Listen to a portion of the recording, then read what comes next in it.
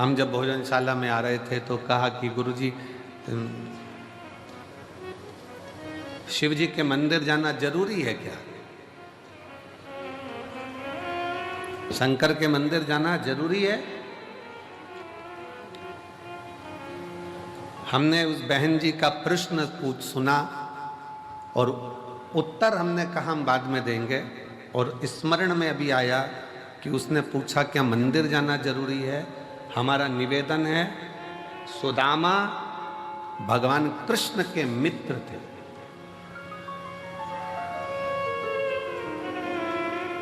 क्या भगवान को याद नहीं था कि सुदामा मेरा मित्र है? जम के बोलो जरा, याद था कि नहीं था? भगवान कृष्ण को यह याद था कि सुदामा मेरा मित्र है, तो फिर भगवान इंतजार क्यों करे उसको 3 लोक का राज्य देने में?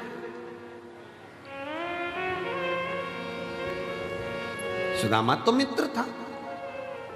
और सुदामा जी करते क्या थे आपको मालूम है? पूरे गांव में भगवान के नाम का उच्चारण करना, भिक्षा थोड़ी सी ग्रहण कर कर अपने परिवार का पालन करना। माता जी ने प्रश्न किया क्या मुझे मंदिर जाना जरूरी है? हमें मंदिर जाना जरूरी है?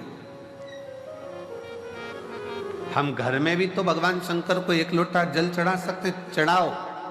सुदामा भी अपने नगर में, अपने गांव में भगवान का भजन करते थे, भजन करते, कीर्तन करते, मंत्र जाप करते, स्मरण करते, फिर भी सुदामा जी का जो दुख था, सुदामा जी की जो तकलीफ थी वो कटी नहीं। फिर सुदामा जी का दुख कब कटा?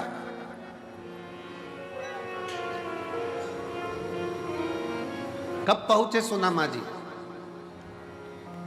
जब एक तंदूल थोड़ा सा पड़ोसन से हाथ से मांग कर पत्नी के पल्लू में सुशीला के फटे हुए उस वस्त्र में डालकर बांधकर भगवान द्वारकानाथ के दरवाजे पर जब वो पहुंचे, तब भगवान ने बस देखा, पूछा भी नहीं कि दुख क्या है, और भगवान द्वारकानाथ ने उसका दुख काट दिया। भगवान द्वारकाधीश ने उनका दुख काट दिया।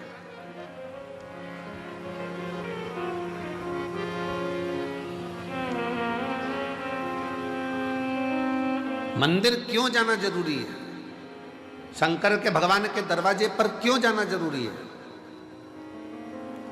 कुबरेश्वर बाबा के दरवाजे पर आकर प्रणाम करना, कंकर शंकर पूजन करना, रुद्राक्ष लेना, जाना।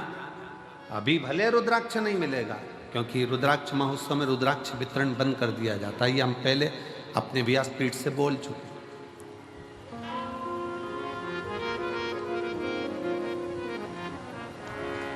क्यों जाना जरूरी है मंदिर तक? मंदिर तक जाना बहुत जरूरी है, क्योंकि सुदामा भगवान कृष्ण तक गए तो 3 लोक का राज्य पा गए। उसी तरह जब हम भगवान के दरवाजे पर जाते हैं, भले कुछ मत मांगो, पर शास्त्र कहता है शंकर भगवान की चौखट पर पहुंचते से ही, शिव के मंदिर में 1 लोटा जल चढ़ाते से ही भगवान शंकर के दरवाजे पर महालक्ष्मी विराजमान रहती हैं, नंदी विराजमान रहते हैं, कूर्म भगवान स्वयं नारायण विराजमान रहते हैं।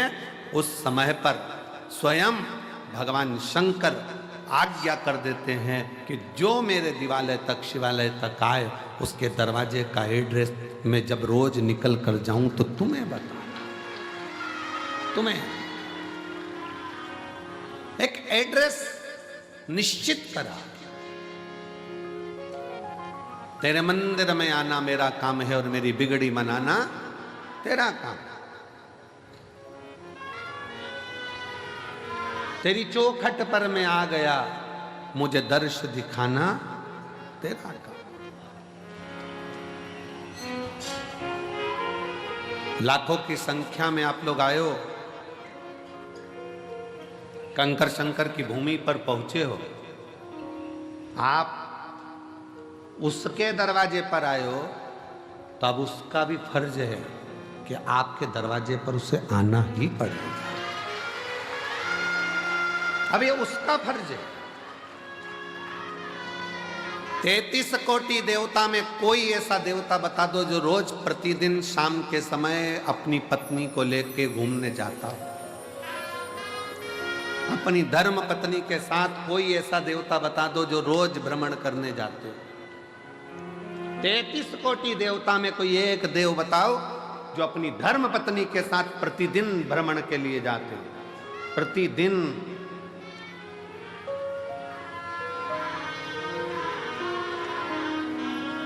और लक्ष्मी जी ने एक बार भगवान नारायण जी से कह दिया था कि शिव जी अपनी धर्म पत्नी को रोज घुमाने लेकर जाते हैं प्रदोष काल में शाम के समय पर, आप भी मुझे लेकर चलो। लक्ष्मी जी जिद पे अड़ गई।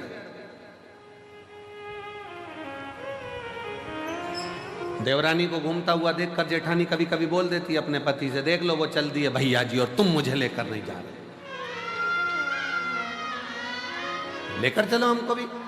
वो भी तो चले जाते हैं, वो भी तो घूम आते हैं, आप हमें लेकर चलो।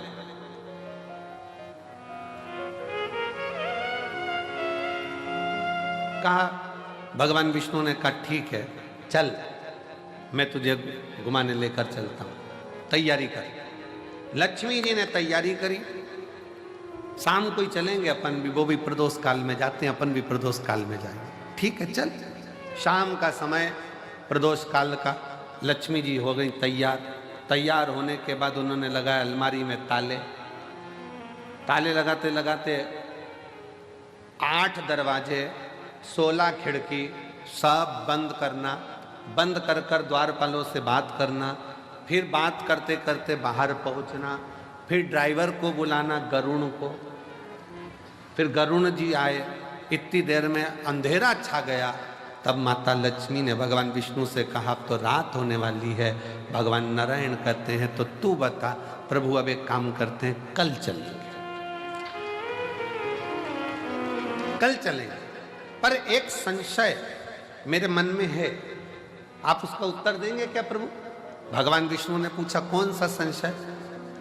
शंकर भगवान और माता पार्वती, शिवजी डमरू खड़काते हैं, पार्वती नंदी चढ़ जाती है और दोनों निकल जाते हैं एकदम एकदम, ना कहीं ताला लगाना, ना दरवाजा बंद करना, ना अलमारी बंद करना, ना गुच्छा टांगना, चल दिए वो तो। भगवान नारायण बोले कुछ होए तो लगाए। उनके पास में अगर अलमारी हो तो ताला लगाए, दरवाजे हो तो ताला लगाए। कैलाश में कौन सा दरवाजा है साहब? वो तो अड़भंगा होकर बैठा हुआ है, जो आया उसके साथ चला जाता है, जो दिल से पुकार।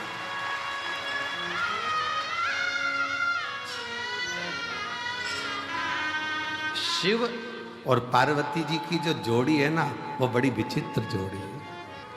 शंकर भगवान और माता पार्वती जी की जो जोड़ी है वो बड़ी बड़ी विचित्र जोड़ी है। शिव जी डमरू खड़काते हैं, पार्वती जी तुरंत नंदी चढ़ जाती है। और पति हमारे यहाँ आज के जमाने में गाड़ी का हारन बजाए तो पत्नी के आ रही हूं, आ रही हूं, फिर उसने हारन दिया, चल बस 2 मिनट और, वो तो लगी लाइन खींचने में और डब्बा भरने में। फिर उसने हरन दिया, चल रही है कि चल रही, आ रही।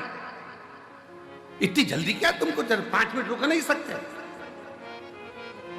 पति ने कहा मैं जब दुकान पे से आया था तो मैंने तुझे फोन पर बोल दिया था कि अपन इतनी बजे चलेंगे, तो तू तैयार होके क्यों नहीं बैठी?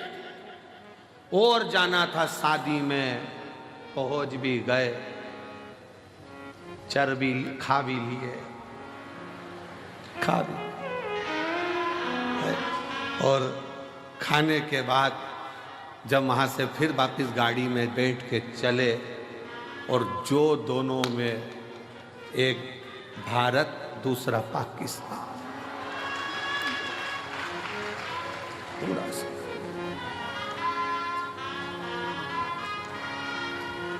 और पीछे बैठी बैठी गाड़ी पे, अब नहीं जाऊंगी तुम्हारे साथ, कभी जिंदगी में नहीं जाऊंगी, देख ले, कभी ना जाऊं तुम्हारे साथ, कभी नहीं। आज मैं अपने बाप की सौगंध खाऊं, नहीं जाऊं।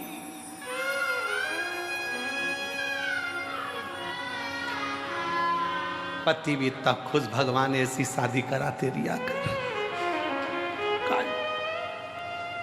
पर शंकर पार्वती के साथ में यह भेद नहीं है। शिव जी ने डमरू का नाद किया, पार्वती जी मुस्कुराकर शिव जी के नंदी पर चढ़ गई। क्यों?